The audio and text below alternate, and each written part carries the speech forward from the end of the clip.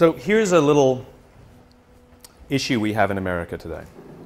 There are currently about 250,000 people a year who are dying in our hospitals due to preventable deaths. And I'm not talking about negligence, I'm talking about little accidents, right? I'm talking about the doctor in the morning not properly briefing the doctor for the evening. You know, I'm talking about things that we can't sue anybody. There's nothing that we can see that's wrong. But there's 250,000 preventable deaths every year. That's about 20 747s going down every single week. That's what's the equivalent to. And the confusing thing is that we have the best doctors in the world. We have the most advanced technology in the world. Some of the medical equipment we have is the best in the world. The medicines we have are the best in the world. So you start asking yourselves, why are these things happening? And the reason is not because of any of those things. The reasons are actually something vastly more simple. It's something very, very human. 5% of hospital administrators are doctors. Most of them are number crunchers. Hospitals are run like businesses. Hospitals are run by the numbers. And the problem isn't the people who are giving the care. They're very highly trained. The problem is the way those people are cared for. Because what we've done is we've created cultures in hospitals where the people who are doing the caring aren't cared for. And so all of these little preventable deaths are happening because they don't feel like they're a part of anything. They're just doing their jobs and they don't get along that well, and there's not a lot of camaraderie. And the impact is death, right? Now I use this example because it's exaggerated because the impact is so powerful. But the problem is the same in our own companies, right? Which is we come to work and we're told, you must care for your clients, you must care for your customers, you must make them the focus of all you do, and yet why aren't the people who are managing us from the top caring about us? So yes, in a hospital the impact is worse, but the impact that we're having on the outside world is just as bad. In other words, we're not working at our best. We don't care for the things we're doing. We're not helping each other is the most important part. And the residual impact is that we are unfulfilled by the work that we do. And when we're unfulfilled by the work that we do, we focus on the details. And when we focus on the details, we retract from each other. When we retract from each other, we feel lonely. And when we feel lonely, cancer goes up, heart disease goes up, diabetes goes up. In other words, by going to work, we're killing ourselves. Literally. There's another study that was released not that long ago that says that parents who work late, the negative impact that it has on their children is little to none. They may feel guilty as parents, but the negative impact that it has on the raising of their children is little to none. However, parents who come home from jobs they hate or don't love, their kids are more likely to be bullies at school. And now you think about the bullying epidemic we have in America, right? Where there's this disturbing number of young children who are killing themselves, suicides, because of bullies. The problem is not the schools. And the problem isn't even the parenting. The problem is the jobs the parents have. This is the importance and this is the power of the work that we do and the places we go to work, right? Most of us, I mean, like if you listen to the unemployment statistics, they say, you know, we're all-time high, record high, 9 to 10% unemployment, right? And people go, oh my God, that's terrible. And I hear that number and I go, well, that means 91% still have a job. Right? Now granted, we want to get that employment number up, but that means 91% are still going to work. The question is how many of them are coming home fulfilled by the work that they do and how many of them are waking up inspired to go back to work the next day. If we don't love our works, we don't look out for each other, and if we don't look out for each other, we feel lonely. If we don't feel lonely, all these negative things happen. So what example can I share with a creative audience about how to change this? The United States Marine Corps. I had the great honor last week of spending a week with the Marines. I spent a couple days at Camp Lejeune, and then I went for a few days to Paris Island to watch them go through boot camp. And this is it's a remarkable, remarkable human experiment that they're doing. And even though they know what works, they don't know why it works, but they don't need to know why because they know that it works, right? But what's happening is they're taking a group of strangers, people who don't know each other, who are showing up, and within a very, very short period of time, learn to trust each other so much that they would give their lives for each other. right? And we know, everyone, sort of anyone who's ever worn a uniform knows that no one runs into battle for God and country. It doesn't happen. It's for the guy to the left of me and the guy to the right of me. That's the reason they do what they do, right? And these sort of remarkable stories of heroism where people rush into very, very dangerous situations to save others. And they always ask the question, why did you do it? Why would you risk your life? Why would you put yourself at risk for them? And the answer is always the same, because they would do it for me. In other words, what gives them the confidence to put themselves at great risk is the knowledge that someone would do the same for them. We would put ourselves at great risk for our companies if we knew that our companies would put themselves at great risk for us. But they don't. So we don't. Now, one of the things that's remarkable about the Marines, and if you go read, and you know, this is the most, I asked these young, and they're 21, 22 years old, some of these lance corporals, the grunts, you know, the guys, the infantry. I mean, this is the lowest of the low, the ones we actually send into battle, the front lines. And I asked them, are you misunderstood in America? And they said, yes, unanimously, they all nodded. I said, what do people think of you? And one stood up and says, they think we're baby killers. I said, how does it feel? He says, it hurts. And when I say, well, tell me a story then that captures to you what it means to be a Marine, the feeling you have of being a Marine, tell me a story that captures it. And I expected to hear stories of, I took a hit and somebody saved me, or I ran into a firefight and pulled somebody. I expected these stories of heroism. Not a single story like that came out. Now, I'm sure those stories exist, but those aren't the stories they told me that capture what it means to be a Marine. One of the stories they told me was a young boy in Afghanistan who would come around every morning and sell kebabs to the Marines. And then one day he showed up and he was all beaten up. And he didn't go to his parents for help and he didn't go to his friends to help.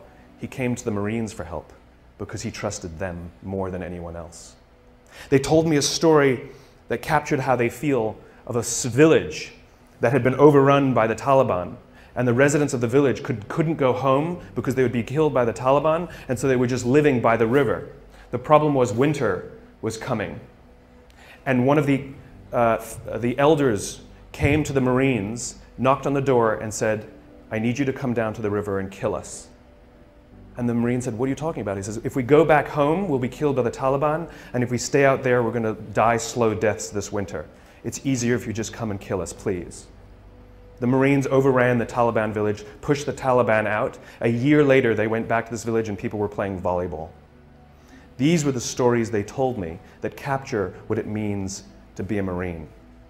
They believe in doing good for others, and the fulfillment they get when they put themselves at risk so that others may prevail is overwhelming. This is not unique to the Marine Corps. This is all human beings. The feeling of fulfillment comes from doing something for another. The feeling from fulfillment comes from the exertion of time and energy for someone else. If you are walking to work and you throw a few pennies in a cup, and you come to work and you say to your friends, hey guys, I gave $1 to somebody homeless this morning. What are your friends going to say? Good, right? I gave $20 to somebody homeless. They'd be like, good for you, right? What if you come in the morning and you say, hey, I gave up my Saturday and I went and painted a school in the inner city? People go, whoa, cool, wow, cool. And all of a sudden, not only are they inspired to do something good themselves, but the feeling that you have persists. The amazing thing is that when we do good for others, it actually inspires others to do good for others. This is provided for us primatologically, anthropologically. It's all part of the survival of the species. You know, sex feels good so that we'll do it, so we can procreate and perpetuate the species. But we're social animals, and so we have to provide for the fact that we'll maintain strong bonds and build cultures, right? Because that's what humans do. We're cultural animals. And so when we do good for others and we look out for those in our tribe, we look out for those in our group, it actually feels good. Biologically, it releases oxytocin. This chemical that's released when you do good for others is released, and it makes you feel good. And the amazing thing is the more oxytocin you have in your body, the more you want to do good for others. The problem is we've replaced this feeling, the exertion of time and energy, with digital communications. We've replaced it with headphones. We've replaced it with money, right? Think about the invention of money, right? It used to be, money, it used to be like you go to someone's house, you cook them dinner, and the deal was they'll do the dishes. Time and energy, exchange for time and energy. And someone said, I'll give you an IOU, right? Someone says, I don't feel like doing the dishes, So I'm going to give you an IOU that I promise to do them another day, right? And that's what money is. It is the promise for future goods or services. The promise of future goods and services. In other words, we've replaced our own time and energy with promises for someone else to do it another day, right? In other words, there's no exertion of time and energy. And so the feeling people get is that I did something for you and you did nothing for me. You replaced it with a piece of paper, with an IOU, with a promise for future goods and services. The way we find fulfillment is by doing good for others. So how do the Marines do it? How do you get people to do good for others? We all know this. Intellectually, we know that it's good to do good for others, but why don't we do it then? Why don't we do it? And what the Marines learned is something that I completely did not expect. They can't just yell at these guys to help each other. That's not what happens. There's a few things that they have to do first. So we all have heard of the obstacle course, right? The Marines have a thing called the obstacle course. And this is where they build anaerobic strength and aerobic strength, muscle strength, and it's timed and all of this good stuff. They have another course called the confidence course, and it's never timed. And most of the obstacles on this course cannot be completed by yourself. They must be completed in teams. You have no choice. That's just how it's designed. And what they say is the first 2 weeks of boot camp, everybody's there to outdo each other and prove that they're strong. Just kind of like when we start in a job, we want to show how great we are, we'll work a little harder, we'll do good work, look how good my design is, right? It's all about us and how good we are, right? But they keep putting them in situations where they can't do things by themselves. And what starts to happen very slowly, they said after about 2 weeks, they start cheering for each other. Now they get in trouble when they do, but they start cheering for each other. And then before too long, you see them organically start helping each other. And what happens is if there's one person who's weak and refuses to help the others, or even if there's one person who's strong, who's, you know, I was the star college athlete and they get to the end of every obstacle and they just stand there and wait for everybody to finish and they don't help each other, what starts to happen is organically the group starts to ostracize that person. Organically they get ostracized until they learn that the only way that they will get through this thing, the only way they will survive boot camp, is if they ask for help because they have no option. The problem is, no one will help them until they're willing to help another. It's the deal we have to make. It's called vulnerability and risk. We have to take the risk to make ourselves vulnerable. Yes, you might do something for someone else and they may not do something back for you. That's the risk you run. That's the risk you run. It's not about giving everything to them and sort of huge, big, overwhelming risk. It's about little things and little things. It's like going on a date, right? It's like if I went on a date with somebody, and I came home and I said, after one date I said, I'm marrying her. And people are like, what are you, nuts? I'd be like, I'm in love. They're like, but this is crazy. I'm like, I know, I'm in love, you know? She feels the same way. We both know it's nuts, right? Now you know that you're gonna be like, go on a couple more dates, right? We know instinctively that the strong bond that needs to be created first takes more than a week, right? We know that, right? But if I've been dating somebody for 7 years and we haven't, you know, married, you'd be like, dude, what is wrong, right? In other words, we know that it takes more than 7 days and we know that it takes less than 7 years. The problem is, we don't know how long it takes. It's somewhere in the middle. All human bonds are the same. Like when you show up at work, when you show up for the first time, when you're new, don't expect that people will look out for you and they won't expect you to look out for them in 7 days. It won't happen. But if you've been working at a job for a few years and you don't have the absolute confidence that if you turn your back you will not get stabbed, you can rely on somebody, you can give them something, nothing will go wrong, you will share the credit, no one will throw you under the bus. If you don't have that in a few years, something's wrong. Something's wrong. I don't know how long it takes, but I know that's more than a week and I know it's less than 7 years. And the Marines fundamentally understand that before anyone is willing to put themselves out for another, they have to have self-confidence. Real self-confidence. You have to be confident in yourself and your own ability before you're willing to help another. If you're insecure at all about your own ability, it's sort of a paradox, right? How can I overcome my confidence, you know, my self-confidence? And we all have ego issues at all times, you know, we all do, right? But if I'm not confident in myself, I won't help another. It's a paradox because then we need someone to look out for us before we're willing to help our peers, right? This is what management is supposed to do. The drill instructors, the school, they're there, our parents, they're there for one reason and one reason only, to help us feel strong and good about ourselves. But look at the way we talk to each other. Look, a budget's been cut. And so what do you get told? I need you guys to do more with less. Right? That's what we're told. Hey guys, I need you guys to do more with less. That's what we're told by our clients, by our bosses, by our parents. This is what we're told, right? That's like your parents telling you when you're young, I know you're stupid, figure it out. Right? You're not as smart as the other kids. What do you want me to do? Right? It's the exact same thing. I need you to do more with less. Right? What we need to be telling people is, I need you to do more with what you have. Right? You have capacity, you have strength, you have talent, you have ability. I need you to do more with what you have. We don't celebrate what we've got. We criticize for what we don't have. This is the responsibility of management, to take us under their wing and help us understand our own value to ourselves. Close your eyes and think back to high school. And think of that one teacher who took you under their wing and cared for you and looked after you and helped you realize that you are capable of more than you thought you were. And you probably are the person you are today in some part because of that person. Right? Do you have that name? What's the name? Tell me the name. Tell me the name of the teacher. Okay, give me the name. Okay, I can point to anybody and you can tell me that name. Now tell me the names of all the other teachers you had that day. Can't remember them, can you? This is the power of those who teach us confidence. We will literally carry their names around with us for the rest of our lives. Wouldn't you want to be that person? Wouldn't you want to be the person that 20 years from now, 30 years from now, 40 years from now, I can do this exercise with somebody and they will tell me your name? This is the power of helping others realize their own strengths. This is what management and leadership is supposed to be doing. They're supposed to be caring for us and helping us realize our own value. And by the way, if you have anybody who reports to you or works for you, your responsibility is not to make them meet the deadline. Your responsibility is not to make sure that they do as you say. Your responsibility is to make sure that they understand their own strengths, their own value, and that they are way, way more talented than they think they are. And the only way they will learn that is if you put them in situations in which they can fail. And you hold them and you support them and you give them talent and you give them skills and you give them education and you watch their backs, and if they fall over you encourage them to get back up, and if they fall over you encourage them to get back up, and if they fall over you encourage them to get back up until they figure it out themselves.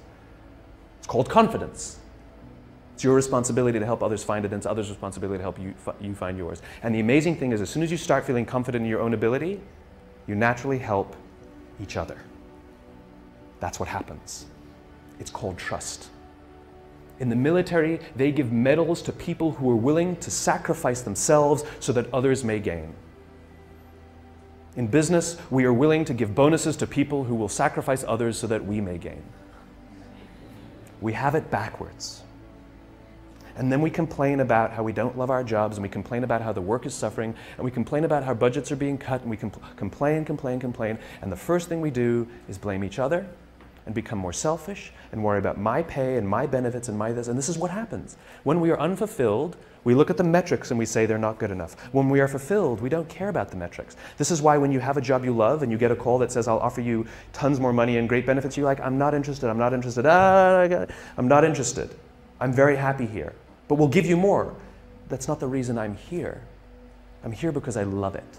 I'm here because I care for the people I work with, and I'm here because the people I work with care for me. This is the world I imagine.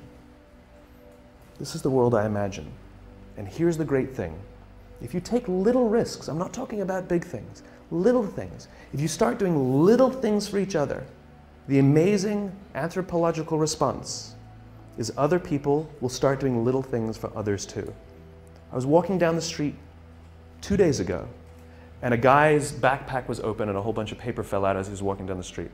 And I happened to be behind him, and so my friend and I just we were in mid-conversation, and in mid-conversation, we never even stopped talking. We just bent down, sort of helped him gather his papers, hand them back to him, sort of pointed out that his book bag was, his backpack was unzipped, and he said thanks, and we walked on. It was like no big deal, right?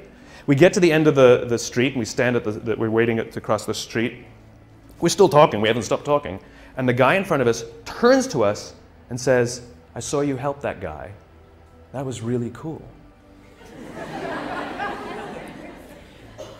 But here's what's great about that. The guy will go do something for someone else simply because he saw us bend down and pick up paper for someone else. He will actually go do something for someone else because of it. Right? He won't give to charity because he sees me put $1 in a cup. But he will actually help someone because he saw someone also help someone. Little things. Hold a door open for someone. Say thank you to the person who holds the door open for you. Smile to the barista. Little things. Put your foot in the subway when the door is closing so someone who's running will make it. Hit the open at the elevator. Don't go...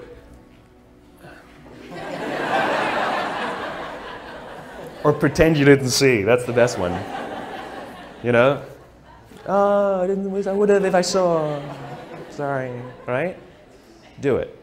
A little time and a little energy. And you'll find around work that people give a little time and a little energy back to you. And you'll give a little more time and a little more energy. You go for a coffee with someone. Then you go for a 2-hour coffee. Then you go for a coffee and a lunch. Then you go for a lunch and a dinner. Then you go for a dinner and a movie. And then you sleep over. And then you sleep over 2 nights. And then you go on holiday together. And eventually you get married. Right? It's slow. It takes time. And we can't rush it. You know, when we rush it, it's all fake. Do things for others and watch how much others do for you. You go get yourself a cup of coffee from the coffee machine in the morning. Make one for someone else. It takes a little extra time. It takes a little extra energy. That's the point. That's the point. And here's the best part. You will feel so good at the end of the day. So good. Thank you very much. Thank you.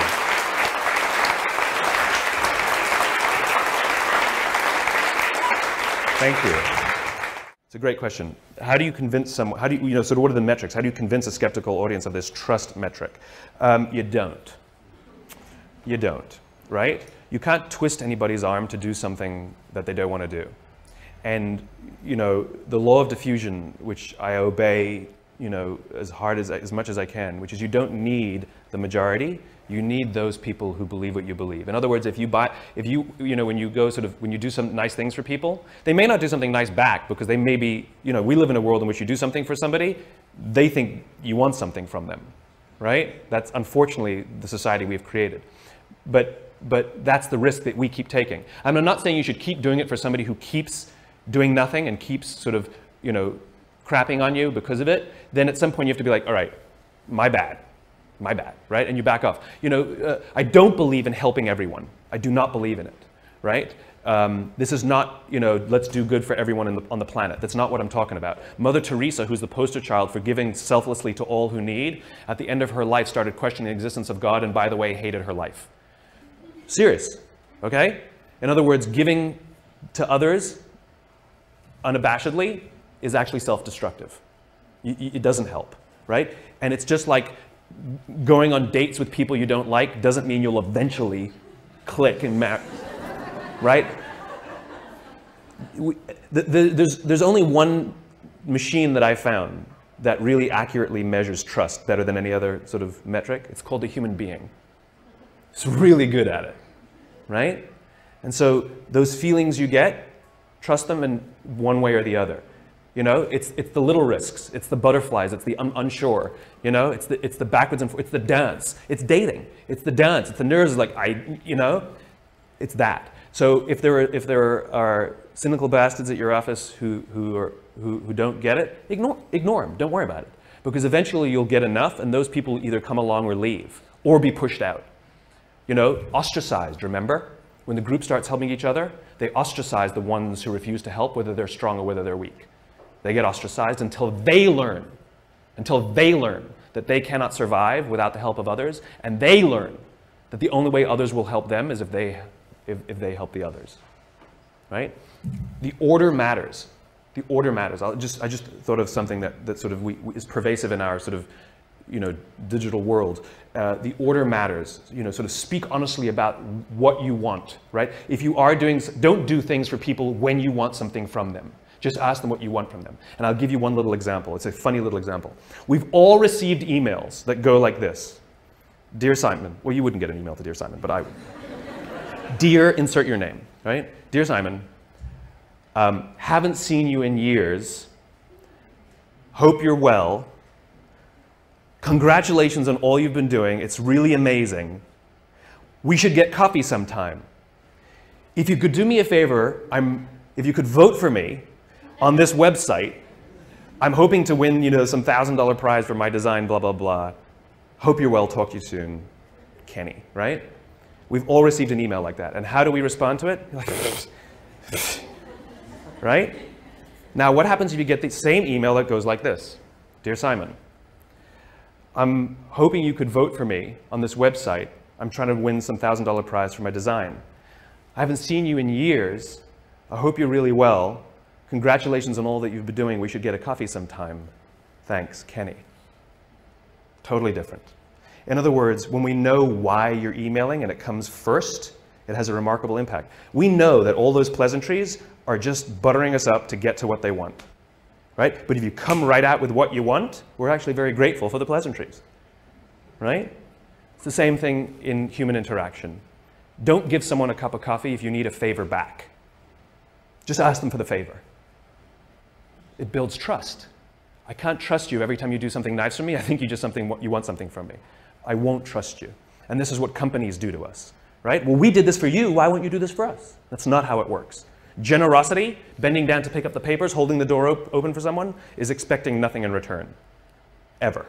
You do not give. This is what happens in new business, right? New business is built on relationships. And so we build the relationship, build the relationship, build the relationship until we're comfortable to ask for the business. In other words, you were only befriending me till the point you felt that I would let down my guard and you could ask me for something. The whole time you were just waiting for that time. It doesn't work that way. If you actually want to build relationships, you build relationships without wanting anything. And that's how you build trust. You want to know why the Marines gave me this incredible access? I mean, literally, they said, Simon, anything you want to see, you got it. Anything you want to do, you got it. You can go. We went past signs that said, no observers, no civilians beyond this point. I'm like, can I take pictures? They're like, go ahead.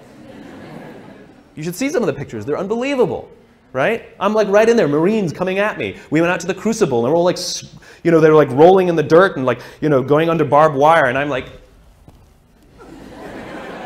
I'm not joking either. They're like, unprecedented access that journalists would be jealous of. Do you know why they gave it to me? Because in all the time that I've been visiting with Marines and having meetings with them, I've never asked for anything. I don't want anything, and I don't have anything to sell. I just keep showing up and say, what do you need? How can I help? And at some point they said, when I called them and said, I need a little favor, because they know I haven't been waiting for the favor. It's the time now that I have a little favor. They go, absolutely, whatever you need. It's called human relationships. Companies don't do business with companies. People do business with people. Your company didn't win IBM as a client. Somebody who likes somebody said, we'll hire you. And if they didn't like you, they're just, they're playing roulette. Well, we're betting that, this will work out. Those are the weak relationships. Yes? How do you deal with the boss who's a jerk or at least not getting it? The more we give, the more it inspires others to give. But the more selfish we are, the more others become selfish around us. And so those are organizations in which selfish behavior prevails. And so we see the residual effect, which is they make decisions that ultimately screw us. They destroy our economy because of their selfish behavior, right? We know this is what happens. Same in politics, right? And the answer is, don't worry about it. I know it sounds silly. And I mean, your first question is, do I talk about these things to them? I will talk to anyone who will listen, But I don't talk to people who don't want to listen. The good news is, there are some good eggs. And there are some of them who've had conversions, where they were the bastards who believe in firing people and screwing people to advance their careers, and something happens. I just met a guy recently who was a very senior executive at a very, very large company, and something happened, and he got hit in the head or something, and he realized, holy cow, I have to look after people, right? And they become obsessed with it, and they start sticking their necks out, and we just need those champions scattered around. And this is what I do. The more I spread this message, the more it's kind of like in the cartoons, sort of the Hall of Justice. The message goes out, and they all sort of wherever they are, they poke their heads up. It's that kind of thing. The more we talk about it, the more we put it in our work. Because don't forget, you're going to help someone who goes home feeling good, and their husband or their wife works in the bank. And they're going to talk how much about they love to, and that might inspire that person. You know, it has all of these residual impacts that we don't really know. This is the funny thing about the internet, which is we're so proud of the internet that we can measure everything. No, you can't. You can only measure one layer, right? So for example, you say, Simon, what's the impact you're having? I don't know is the answer, right? I know I know that it'll take more than a week and I know it'll take 7 years, but I don't know when it's going to happen and I don't know how it's going to get there, right? All I can do is do it, right? But I have no clue how or when. And so, for example, I can measure book sales and I can measure how many hits and I can measure how many people have watched a TED Talk and all of this, but I can't measure, you know, that TED Talk being shown to a room of 50 people, and one of those 50 people doesn't buy a book, doesn't watch a TED Talk, doesn't do anything, but goes out and does something good for somebody else. I have no way of measuring that. And so we're so proud of the internet and its ability to measure everything, but we're measuring one layer where we used to measure no layers. It's like, you know, this is how people work. It's gossamer, you know, it's networked. And so the answer is don't worry about them. Don't worry about them. Worry about the people who you can care for, who you can give to, and when we reach a critical mass in society, it will tip, right? And if you don't believe me, the reason it is the way it is now is because it tipped the wrong way. There was no such thing as massive layoffs as business strategy prior to in the 1980s. It just wasn't done. It was done here and there, but it wasn't strategy. The idea of using layoffs to balance the books is a relatively new phenomenon that came for the increase of selfishness in the Gordon Gekko greed is good 1980s boom, right? This was also the same exact period, the 1980s, where the theory of shareholder value was put forwards, right? Because they had all of these people buying large companies and installing professional managers to run the companies that they bought, that they invested in, and they had a problem, which is those professional managers were paid for by the company, and those professional managers cared for the employees and the customers. And so the investors said, how do we protect our investments? We've got an idea. We're going to give them equity in the company and bonus them based on the performance, right? And so the shift happened where the CEOs started caring more about the investors and stopped caring about the customers and the employees. Those were theories introduced by some Harvard professor in the 1980s. We can push it back the other way, right? We can push it back the other way. But we just have to, and there was just the other day, which company was it? One of the large banks where the shareholder, Citibank. Yeah, Citibank. The shareholders voted, majority shareholders voted against a fat pay package. That's unprecedented. It has never happened, even in hard times, even when the company's doing this, the shareholders it's just sort of a cursory thing where they approve the $15 million bonus for the CEO. They voted against it. It's non-binding, but it sends a shot across the bow saying shareholders now want you to be bonused if you do something good for others. Even if the others is us. Right? The point is that it's starting to crack. And so let's just stick our finger in the crack. You know? Make sure that it keeps cracking. It swung one way, we can swing it back. The question was, can I talk about celebrating accomplishment while still asking for more? Right? They did a study on kids who are really, really smart, like in all the gifted classes. Why is it when you're smart, you're gifted, and when you're stupid, you're special? Why is that? I was told my whole life I was special. It's not, never gifted. They took the gifted kids who were constantly told, you're so good. Oh, thanks for that. I knew you'd do well. Oh, you're our best employee. You know, you're our best student. You're awesome, right? And what happens is later in life, they actually suffer because they're very afraid of taking risk, because they're very afraid of losing their position on the mantle. Okay? Kids who are sort of more average, who constantly are rewarded not for their accomplishment, but for their effort. Great effort. Really proud of the improvement you made. What they find is they do very well in life because there's no shelf, there's always more. There's more effort, right? And so you want to reward and acknowledge effort. Even if they don't hit the goal, it's the delta. But at the same time, if it goes backwards, you'd be like, dude, what's going on? It's like we shouldn't be giving ribbons for everyone who competes, right? Because what we're teaching people is, if you do nothing, you get a medal, right? And the funny thing is we're creating a generation that's feeling very hollow. and feeling, you know, this sense of entitlement that people complain about Gen Y. The entitlement is, I don't feel like I've accomplished anything.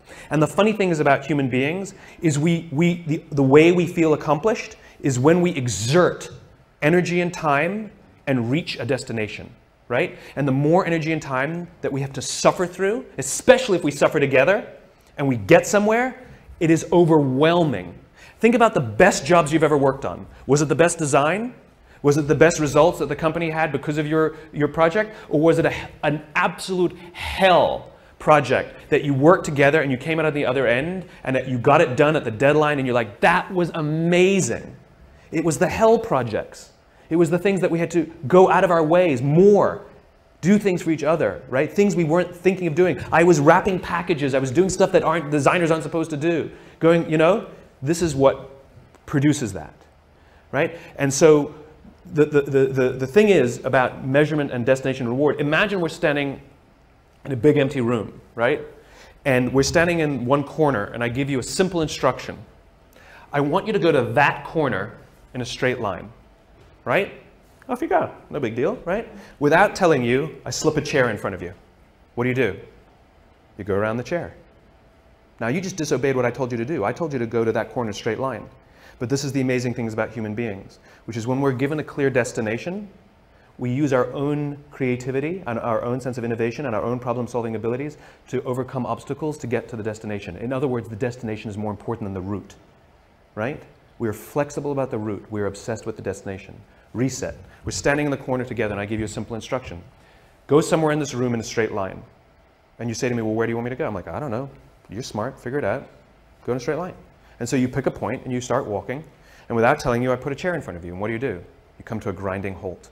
And I say, what did you stop for? You go, well, you put a chair in front of me. Or you'll make a sudden turn and go in another direction, right? And this is the problem. It's the same obstacle.